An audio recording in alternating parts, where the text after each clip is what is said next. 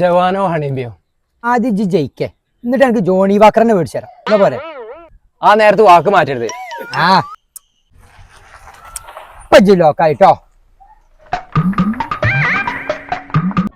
ആ എങ്ങട്ടാ പോണേ?